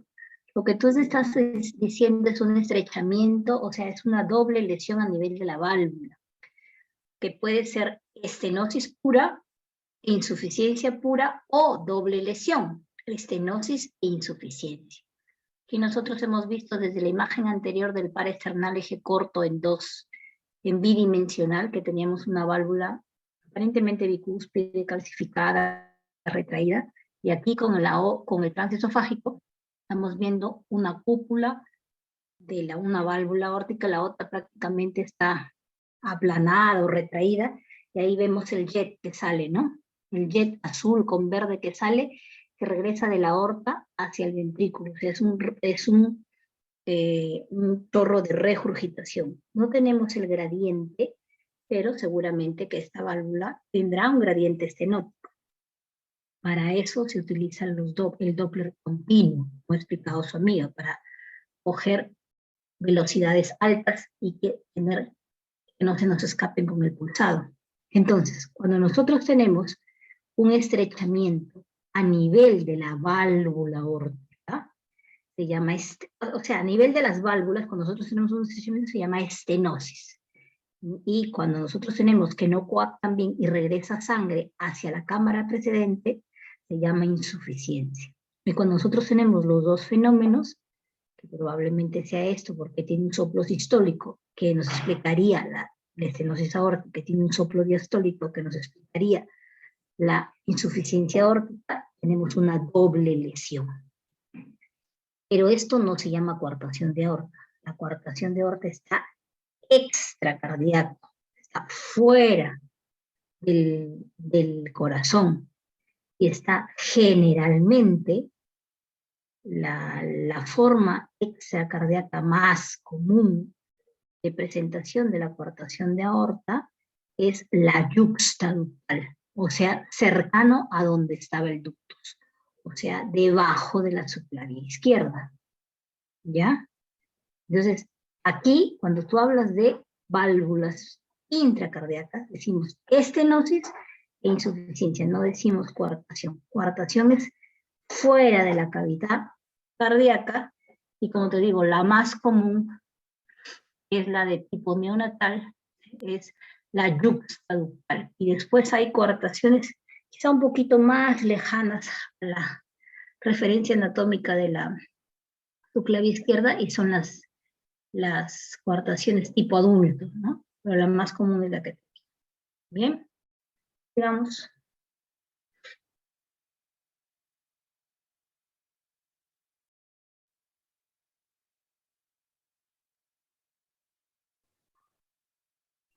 Bien, y para continuar en la imagen de la derecha, que sería una ecografía Doppler a color básicamente, nos va a determinar básicamente lo que es el flujo en este caso y nos estaría indicando lo que es un flujo turbulento, y había leído también que por el color y por la forma en la que se estaba dando, el color característico amarillo anaranjado, podríamos llamar también lo que es un flujo turbulento en llamarada, ¿no?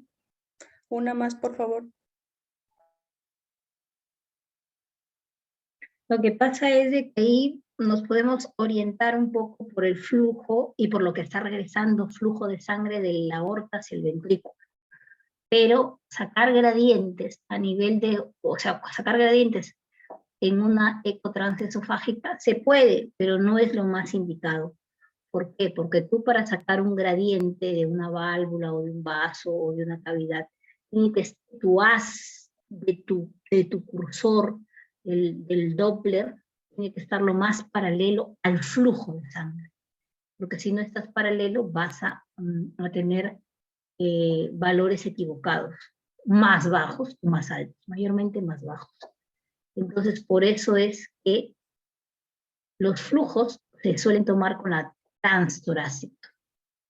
Y la transesofágica es para ver fundamentalmente anatomía. Si tú no ves una anatomía buena no puedes ver bien porque el paciente es muy gordito, porque no colabora, qué sé yo. O porque no se ve porque tiene mala ventana. Entonces tú vas a una transesofágica y ahí vas a ver la anatomía porque estás más cerca a la cavidad cardíaca. Sobre todo es para ver válvulas mitral o aórtica, para ver si es que hay una comunicación interauricular, por ejemplo, una CIV perimembranosa que quizás no se vea, pero raro, pues se puede ver, en los niños se puede ver, en los adultos es más difícil, ¿no? O también para medir aorta ascendente, porque la aorta ascendente en una transtorácica habitualmente no lo suelen ver porque no lo buscan, uno, y otro porque ya en un adulto ya es difícil la ventana, entonces es más fácil como una transesofágica. Pero si es un niño, un adolescente o una persona delgada, se puede intentar ver al menos las partes iniciales de la aorta ascendente con un eje paraesternal derecho.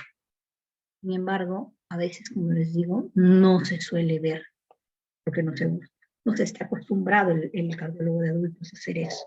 Entonces van directamente a la transesofágica. Pero con la transesofágica se ve muy bien, por ejemplo, lo que es la válvula, el seno de Valsalva, la zona sinotubular, eso se ve muy bien. Y haciendo otros ángulos y otras medidas, se puede ver bien la aorta ascendente. Bien, veamos.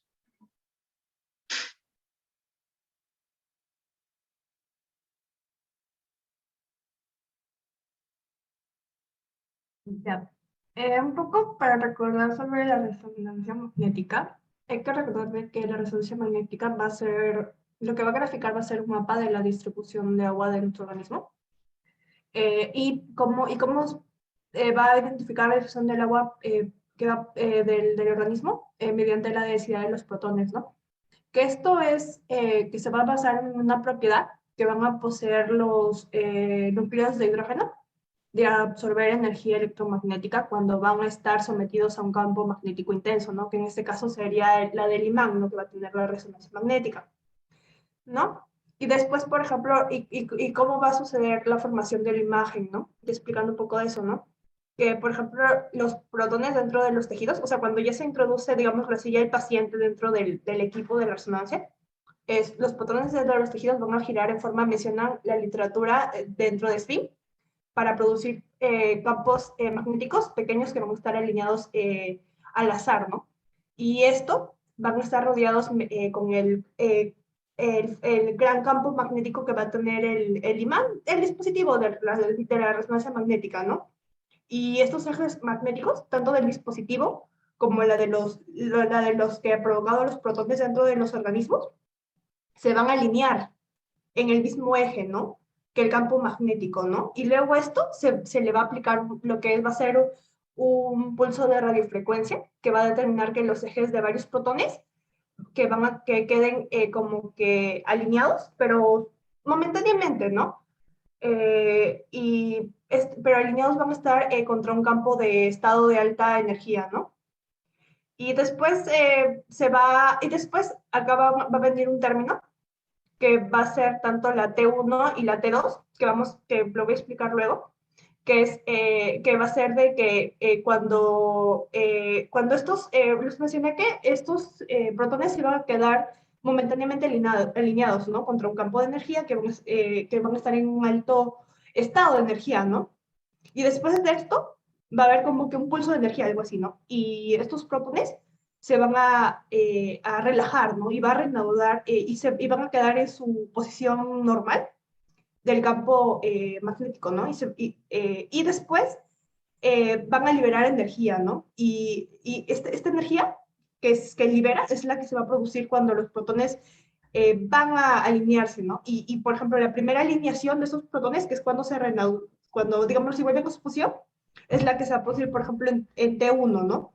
Y, por ejemplo, la de T2 es cuando, por ejemplo, se balancea en precisión durante el proceso, ¿no? Esta es la relajación T2, y estos se van a registrar como intensidades de señales especialmente localizadas, ¿no? Dentro de la resonancia magnética, ¿no? Que, por ejemplo, que en el estudio de imágenes se van a ver, por ejemplo, cómo las densidades del cuerpo se van a apreciar, por ejemplo, de diferentes tonalidades, ¿no? En este caso, se van a ver en resonancia magnética, vamos a utilizar la terminología hipertensas o hipotensas, ¿no? Ya. Respecto a la utilidad de la resonancia magnética, vamos a ver de que, como mis compañeros estaban hablando de la ecocardiografía va a ser la primera elección, ¿no? Antes de una resonancia magnética, ¿no? Tanto para el diagnóstico como para el control evolutivo de la mayoría de las enfermedades cardíacas. Pero la resonancia magnética va a ser un método de exploración, ¿no? Complementaria, ¿no? A la ecocardiografía. Por ejemplo, cuando la ecografía no va a concluir, por ejemplo, la patología cardíaca, ¿no? O también, por ejemplo, cuando hay dificultades técnicas también en la ecografía, ¿no? Y también se va a considerar una técnica de primera elección también para el estudio de algunas patologías, ¿no? Ya. Y después, para la resonancia magnética cardíaca, respecto ya a su utilidad un poco, su tiempo de duración va a ser de 20 a 45 minutos, por lo que va a ser un tiempo mediano. También vamos a ver de que algo positivo es de que a este paciente no se lo va a exponer a radiaciones ionizantes. También, por ejemplo, a este paciente en general, ¿no? Les voy a explicar un poco las ventajas de la resonancia magnética en general, les hablo de la cardíaca. También es que a este paciente también se le va a poder obtener muchas imágenes de manera directa, ¿no? En el plano que nosotros elijamos, sin ni siquiera tener que cambiar de posición al paciente, ¿no?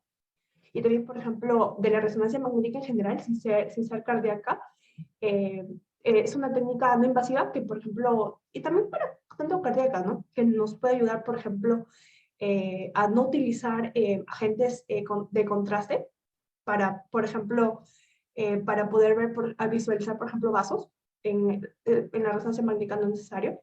También, por ejemplo, la resonancia magnética también nos va a poder ayudar, por ejemplo, a poder discriminar mayor el tejido tisular en el estudio de tejidos blandos. Por ejemplo, también, por ejemplo, otra cosa que también es buena, que también es de utilidad también la resonancia magnética en general, es de que también otra cosa otra vez una desventaja de la resonancia magnética es de que es muy costosa, ¿no?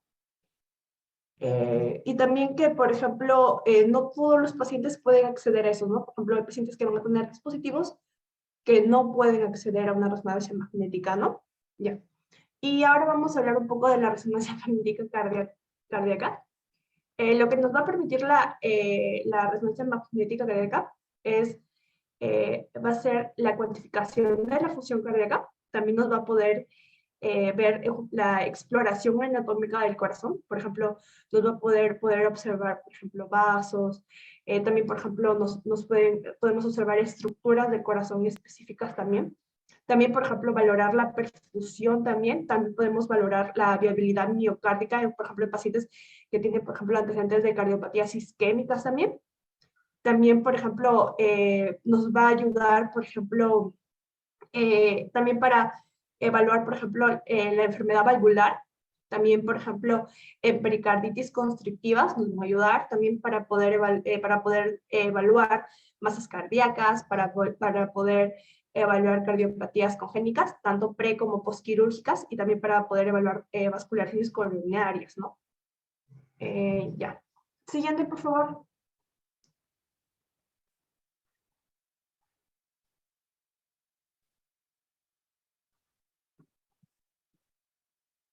Siguiente. No, un momento, regresa.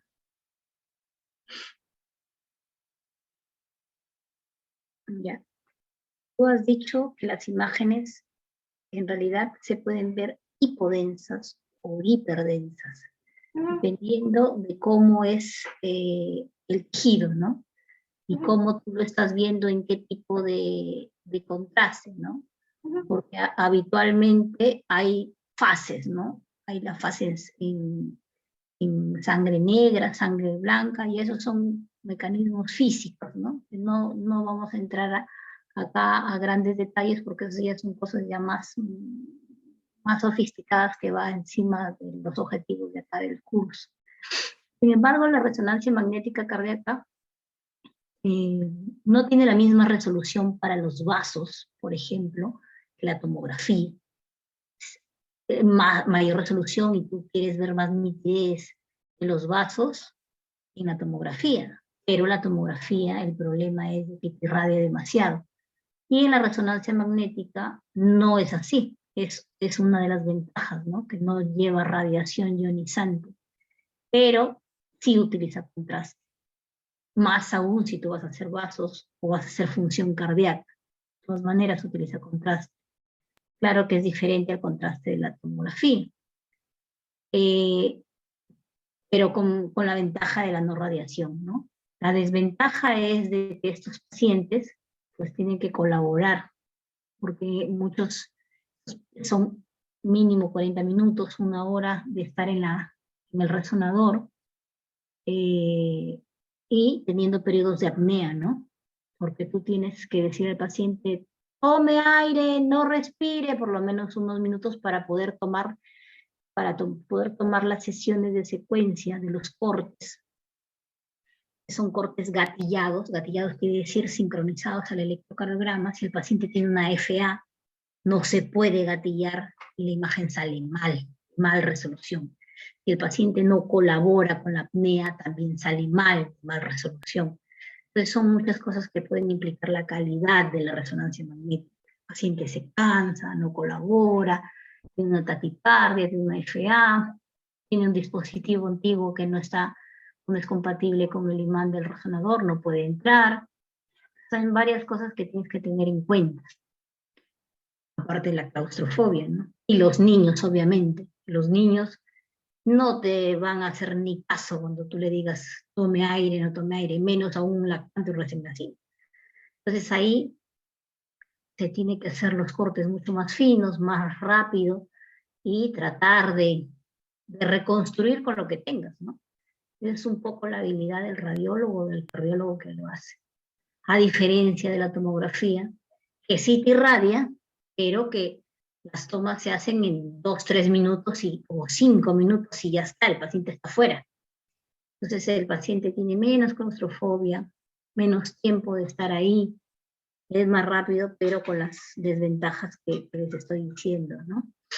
Entonces, sí, la resonancia magnética, pues obviamente te va a dar toda la anatomía, mejor que la ecocardiografía, o muy similar si eres un buen ecocardiografista. Puedes ver los vasos, no con la resolución de la tomografía, pero sí lo puedes ver. Un cirujano hábil y elocuente pide resonancia antes que una tomografía. Hay algunos cirujanos que ni siquiera piden ni nada. En la escuela barcelonesa, el Valdebrón, cirujanos cardiovasculares, la ecocardiografía entran y ellos a la hora que abren se ubican con la anatomía ahí, no suelen pedir nada, y si piden resonancia. Habitualmente es así. Y la resonancia magnética es el gold estándar para función ventricular, sobre todo de ventrículo derecho, porque ahí tú vas a ver los volúmenes L-diastólicos y L-sistólicos y la fracción de eyección del ventrículo derecho, que es el pilar de las cardiopatías congénitas, porque casi siempre están implicados el ventrículo derecho en un inicio o al final por hipertensión pulmonar.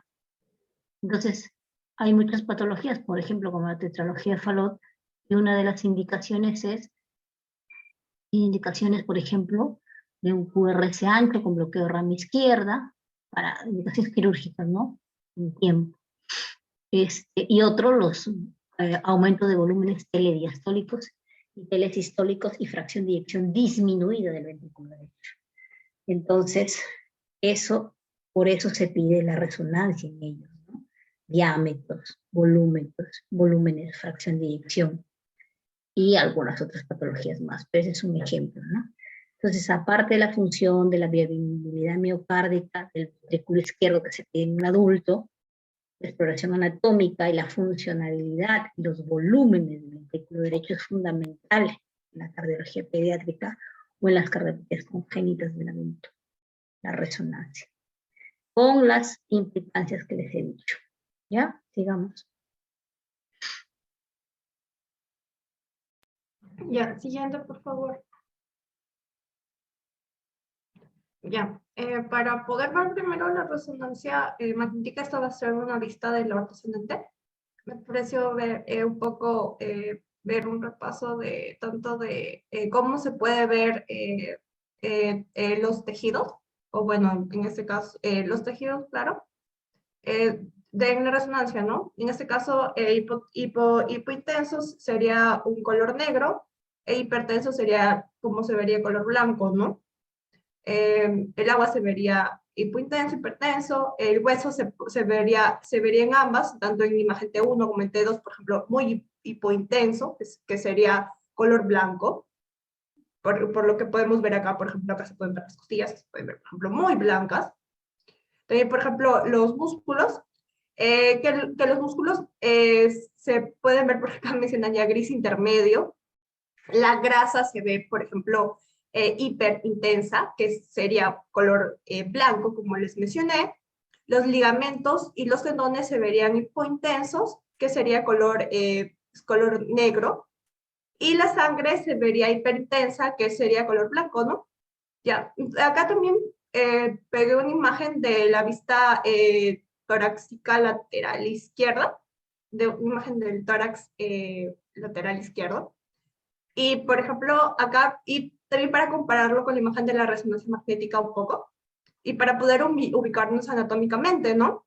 Por ejemplo, anteriormente lo que nosotros podemos ver, por ejemplo, sí podemos observar, por ejemplo, las glándulas mamarias, podemos observar incluso las vértebras, inferiormente creo que también podemos observar, por ejemplo, el mismo diafragma, también que podemos ver que cómo, digámoslo así, divide el diafragma, divide el diafragma, claro, el esófago. También, por ejemplo, subiendo también en la parte posterior, podemos ver también a las vértebras, y también se puede ver el árbol bronquial, ¿no? Y acá, en medio, se ve el corazón, ¿no? Y acá, se ve la aorta, ¿no? ¿Puedes ir a la siguiente, por favor? Ya, ya. Respecto a la aorta, me parece importante hacer para poder ubicarme, también me puse a hacer un repaso anatómico breve y también les voy a repasar con ustedes un poco. Primero, la aorta va a iniciar en su porción ascendente, ¿no? Que normalmente va a ser muy cortita y va a ser, por ejemplo, 5 centímetros, ¿no? Y va a estar dentro del saco pericárdico, ¿no? Que acá sí se puede observar el saco pericárdico, claro, porque no se ven muy bien las estructuras que van hablando del corazón, es el saco pericárdico. También va a ir oblicua al corazón, la porción ascendente de la aorta, y va a ir dirigida hacia adelante y a la derecha, ¿no? Y más tarde se va a volver un poco vertical, y va a continuar hacia la izquierda y hacia atrás, ¿no? Nada más al salir del corazón, ¿no? Y después de la porción ascendente de la aorta, ¿a dónde vamos a llegar? Vamos a llegar a lo que es el callado aórtico, que va a ser la porción horizontal, que va a estar ya fuera del saco pericárdico y va a estar por detrás de lo que es el ángulo esternal, que va a estar en nivel, por ejemplo, de las vértebras T3, T4. Y normalmente el arco aórtico se va a separar, por ejemplo, lo que va a empezar con el tronco brachiocefálico derecho, la carótida común izquierda, la subclavia izquierda, ¿no? Y después ya vamos a llegar a lo que va a ser la aorta descendente, ¿no? Que vamos a empezar primero por su porción torácica, que es la que podemos observar aquí, ¿no? Y ya. En su porción torácica, lo que vamos a ver es de que va desde el callado de la aorta hasta el diafragma, ¿no? Ya. No sé si ustedes pueden observar, lo encerré en un circulito para que se pudiera ver mejor, pero aquí se ve en este circulito, es lo que se observa, lo que es la coartación de la aorta, y vamos a ver que en las partes adyacentes de la aorta, de la coartación de la aorta, disculpen, pero va a ser una coartación de la aorta, como vemos en la porción descendente torácica, y vamos a ver que en las partes adyacentes de esta, lo que va a haber va a ser una dilatación, ¿no? Siguiente, por favor. No, un momento, un momento. Los pacientes con síndrome de Turner suelen tener la patología, un ratito. Los pacientes con síndrome de Turner suelen tener una aorta. A ver, deja de compartir, voy a compartir yo ya.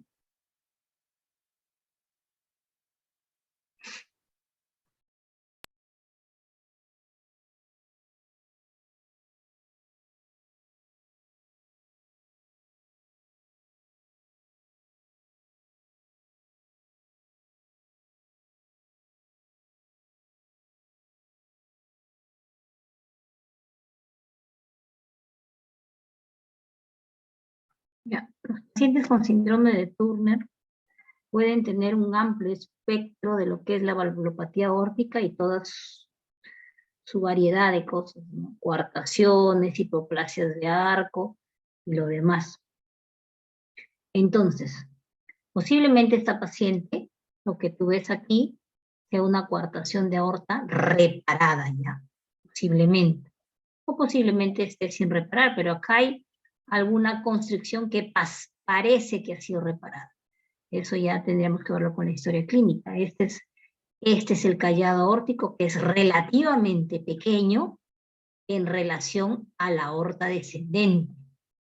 Y si ustedes ven aquí, hay una dilatación pre-coartación y una post-coartación. O sea que si ha sido reparada anteriormente, la chica probablemente esté recoartada, no sabemos. Este arco aórtico es pequeño, posiblemente aquí también reparado. Si ustedes ven, no vemos los tres vasos, no vemos el primer vaso, el segundo vaso y la subclavia, no lo vemos. Solamente vemos posiblemente un vaso y acá otro vaso, posiblemente. Entonces, aquí tenemos un arco aórtico hipoplásico. Cuando no tenemos una subclavia izquierda, habitualmente, ¿qué hacen los cirujanos? Bajan un flap de la subclavia izquierda e intentan hacer un avance aórtico. Este avance aórtico se llama así porque intentan agrandar ese arco izquierdo hipoplásico. Este callado aórtico hipoplásico.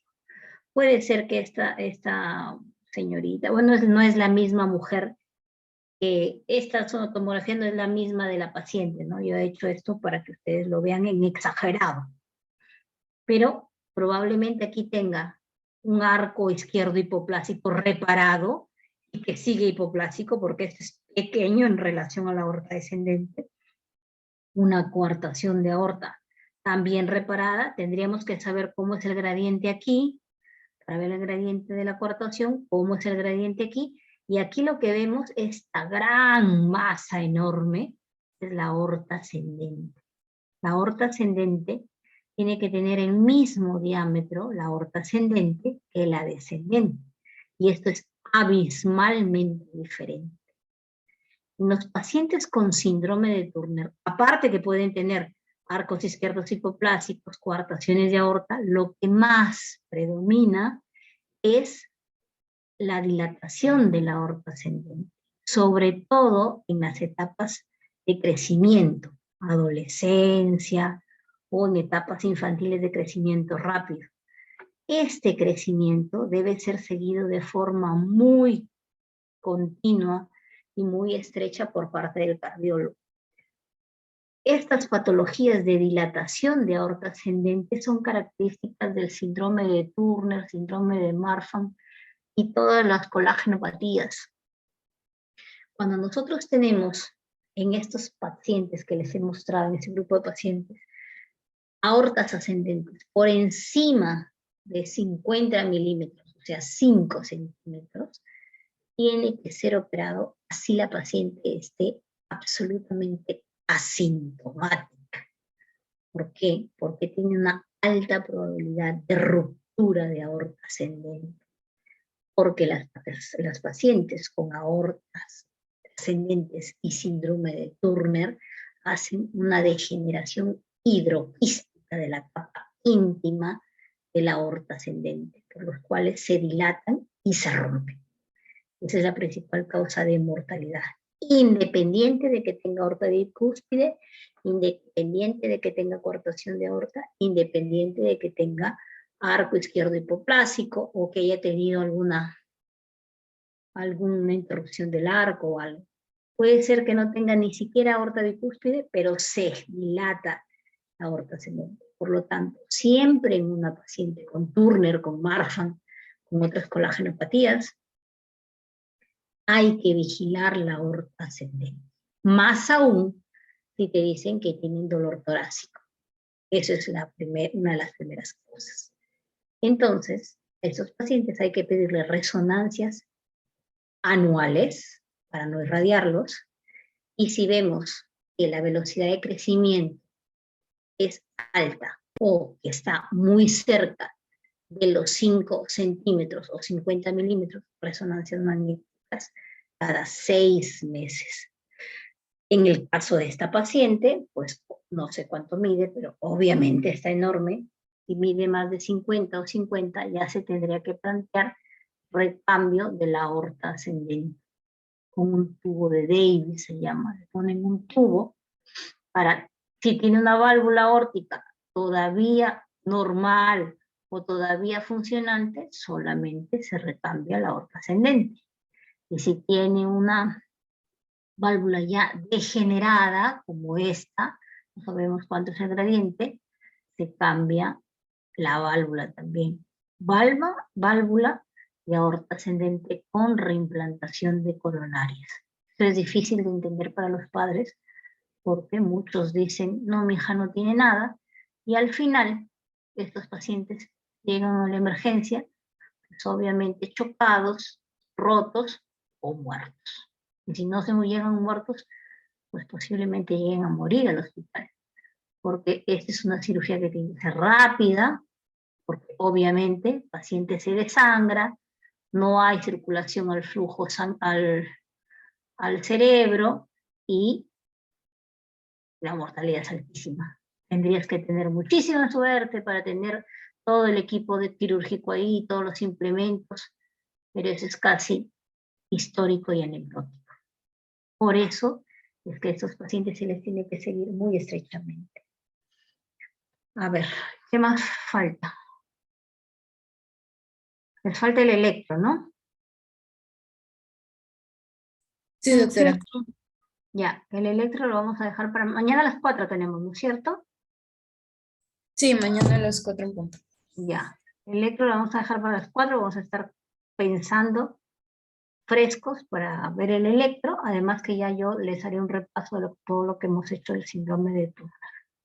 Y hay que pensar siempre en estos pacientes, vuelvo a repetir, de mañana lo ampliaremos más, de la degeneración de la aorta ascendente. Aparte que pueden tener coartación que se puede presentar en etapas tempranas de la vida o quizá más tardías, pero suelen presentarse en etapas tempranas, pueden tener aorta bicúspide, pueden tener coartaciones, arcos izquierdos hipoplásicos, pueden tener interrupciones del arco, pueden tener síndrome de Sjögren, pueden tener un amplio espectro de todo lo que es cardiopatía izquierda, pero siempre hay que pensar en una dilatación de aorta ascendente. Turner, dolor torácico, no relacionado al ejercicio, sino perenne, hay que pensar en eso. Y siempre hay que pedir, al menos como primer paso, un screening, una ecocardiografía con vistas para ver aorta ascendente con paraesternal derecho. Si no lo ven bien, no lo buscan, o no se lo imaginan, una resonancia magnética si no la quieres irradiar. Y si no te importa irradiarla, ya pues le pedirás una tomografía, te dará en tu conciencia. Mañana seguimos. ¿Bien? Doctora, una pregunta, pero mañana hacemos la siguiente guía también. Sí, mañana tenemos 4 horas, ¿no? No, 3 horas, 4, 7. 3 horas. Sí. Ya, doctora. Ya nos vemos. Hasta luego. Hasta luego, doctora. Hola, doctora. Hola, doctora, gracias.